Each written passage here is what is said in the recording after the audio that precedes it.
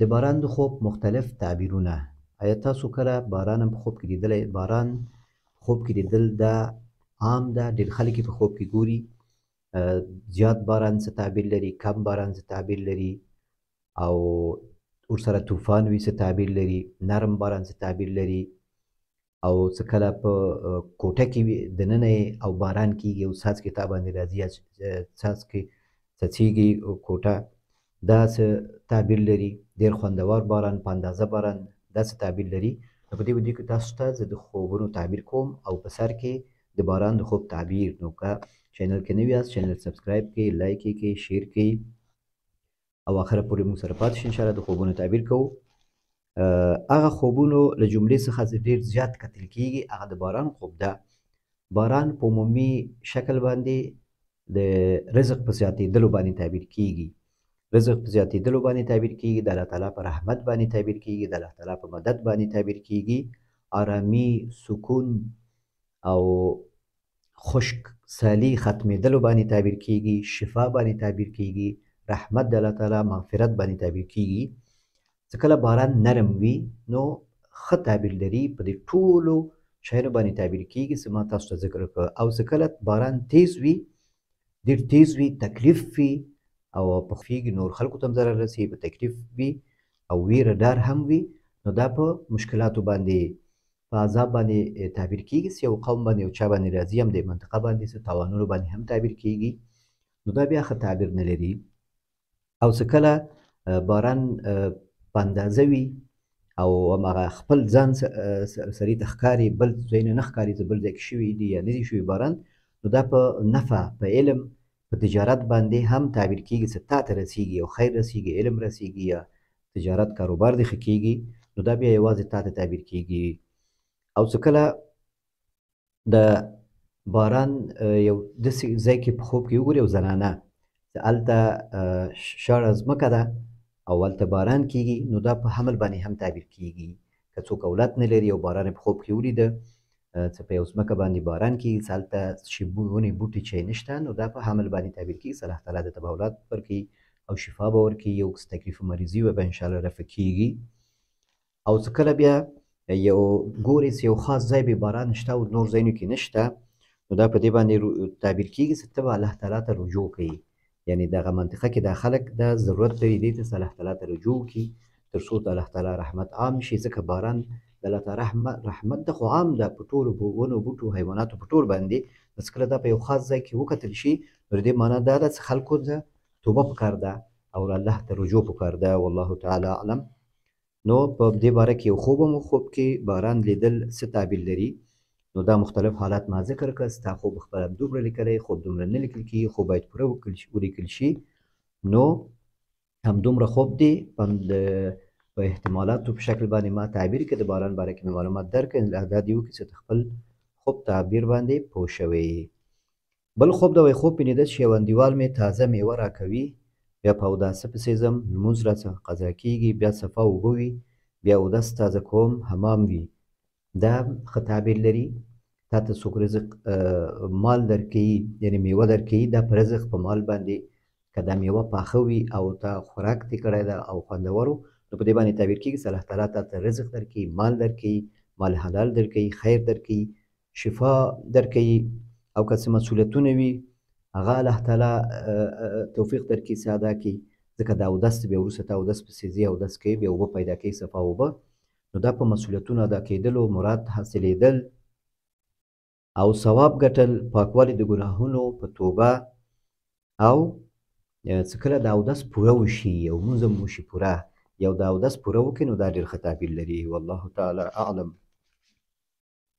ښه بل خوب ده وایي خوب کې د رادو ساعت لیدل د سرو زرو، دا څه معنا لري؟ دا ډېر ښه تعبیر لري.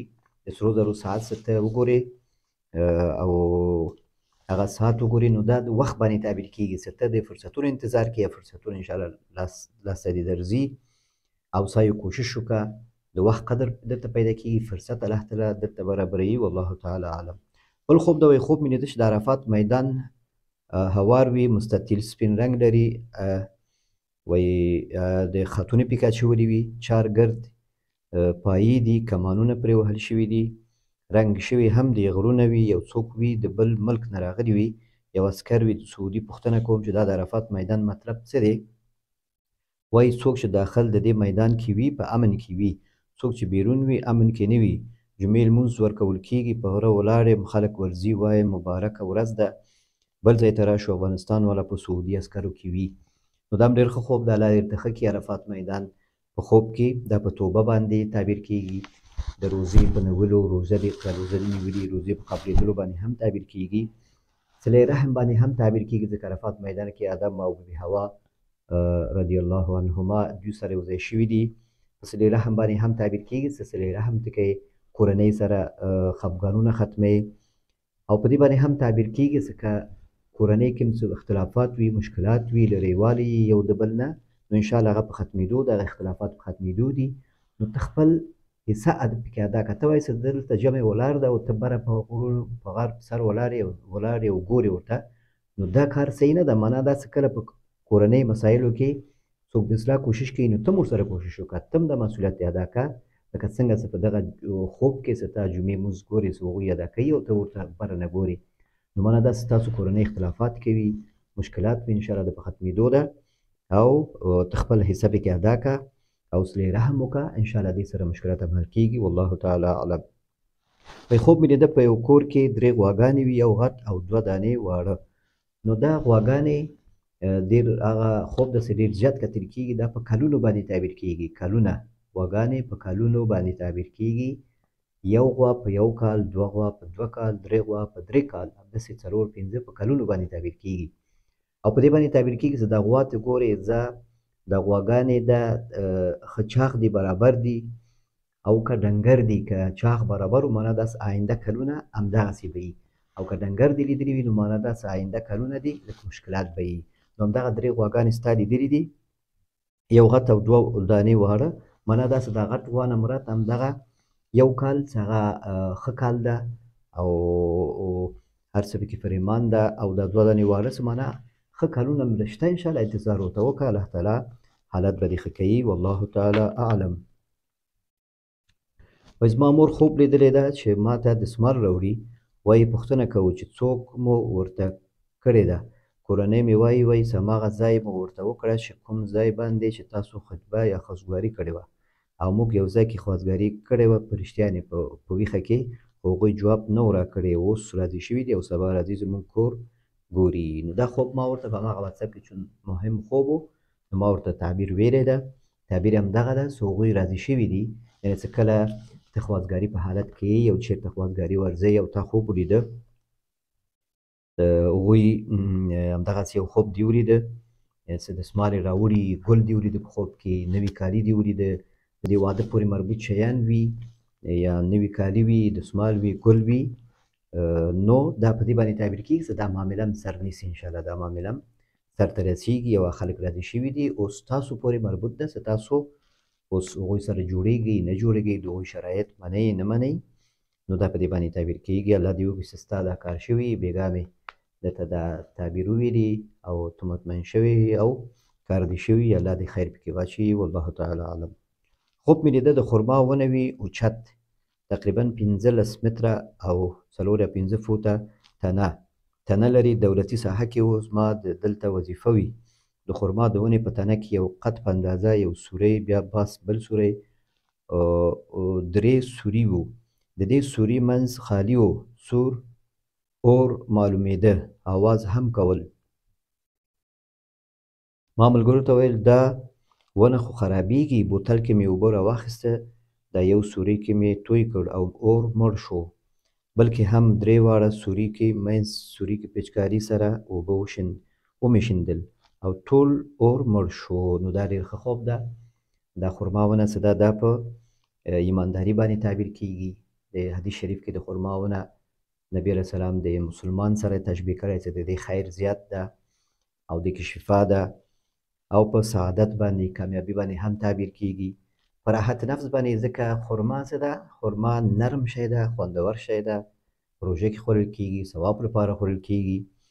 نو دا په دې باندې تعبیر کېږي چې دا خرما ونه تا لیدلې ده، نو معنا دا ستا ته الله تعالی مطمئن زړه درکړی او خپل وظیفه ته په ایمانداري سره سرته رسوي او کوشش کوي چې د خپل وظیفه د محوله وظیفه چې ته پورې مربوط ده هغه خپل صحیح طریقې سره ته سرته ورسوي، ملګري متوجه کړي، ته مه خپلوسه کوې تر څو چې دا ستا رزق او ستا دا تنخوا معاش چې اخلي دا درته حلال سي او ته الله تعالی په توفیق سره د خپل مسؤلیت ادا کوې او نه پرېږدې چې په دې کې څه خلل پیدا شي. او په دې باندې هم تعبیر کیږي، په رزق باندې هم تعبیر کیږي، دا یو نقطه مانه پاتې شو.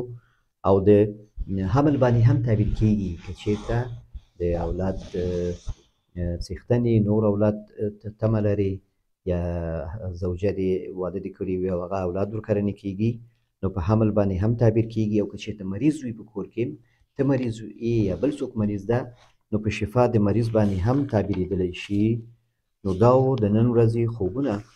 الله دې وکړي چې تاسو خپل د خوبونو تعبیر هم اورېدلی وي او زړه مطمئن شوي یاست او خپل خوبونه په واتساپ کې ماته ولیکئ. بعضې وروڼه هغه په مسنجر تعبیر خواب لقماني احمد بشیر لقماني فیسبوک پیج او پروفایل د زما هلته خپل خوبونه لیکي، هلته زما نه خوبونه پاتې کېږي، زه هلته رسیدګي نشم کولی. کوشش وکړئ چې خپل خوبونه همدغه واتساپ نمبر چې دلته ده په همدې واتساپ نمبر کې ولیکئ، پوره اول او آخر د خوب واضح کړئ او یا اواز سره ثبت کړئ. نو بعضې وروڼه هغوی یو خوب ووایي او هغه دومره مهم خوب هم نه وي، یا مثلا د ډېر وارخطا او د ویرې او د تشویش خوب هم نه وي، هغه ته بیا ډېر وارخطا وي، ټوله ورځ بیا زنګونه وهي. نو دا تکلیف وي، ځکه یو کس خو نه ده، دوه کسه نه یې، ډېر کسان وي او زه د ورځې وخت نه لرم او زنګ اوچتولو ته هم وخت نه لرم.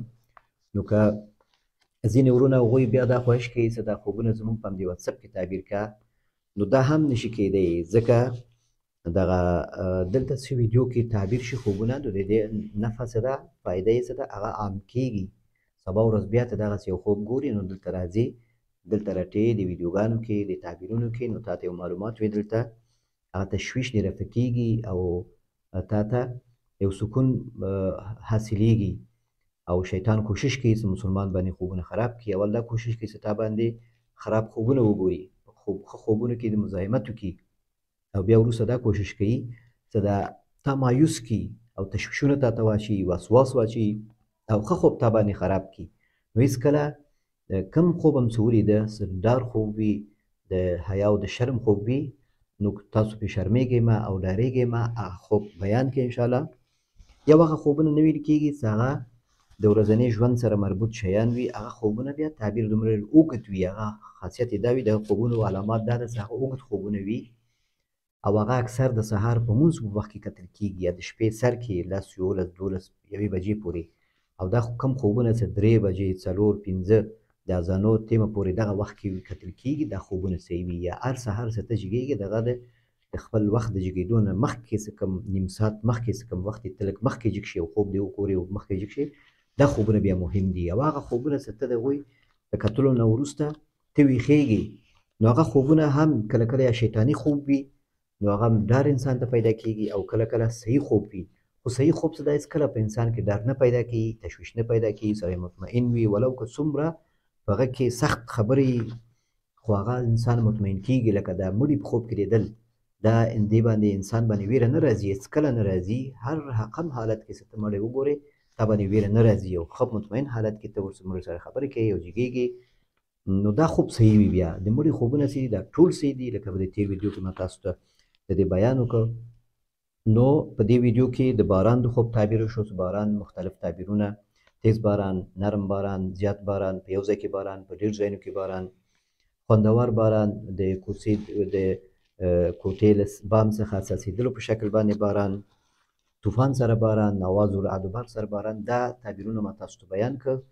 نو که تاسو غواړئ چې کوم شي په باره کې چې ډېر زیات خوب ګورئ، هغه باره کې تاسو ویډیو جوړ کړم، نو ما ته په دې کمنټ کې ولیکئ چې آینده ویډیو زه په هغه باره کې زه معلومات درکړم، د هغه خوب تعبیر په باره کې هغه معلومات راجمع کړم، بیا تاسو ته دلته بیان کړم، چې تاسو ته یو خیر و نفع ورسېږي. او دغه ویډیوګانې چې تاسو لایک کوئ، شیر کوئ او دا چینل سبسکرایب کوئ، نو زه په دې باندې تشویق کېږم، او دا خیر ده نورو ته انشاءالله رسېږي، تاسو ته هم انشاءالله خیر رسېږي.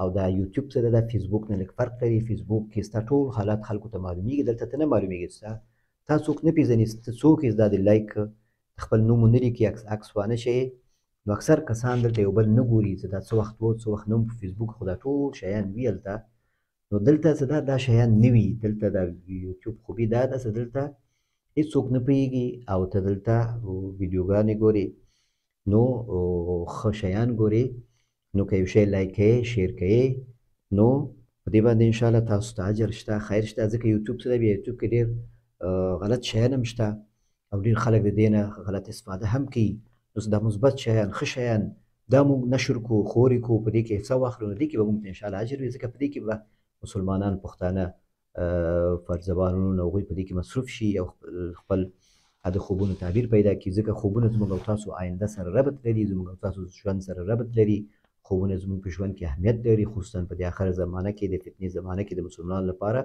د ثبات او د استقامت ذریعه ده نو دا و د نن ورځې خوبونه تر آینده ویډیو پورې تاسو په الله سپارم السلام علیکم ورحمة الله وبرکاته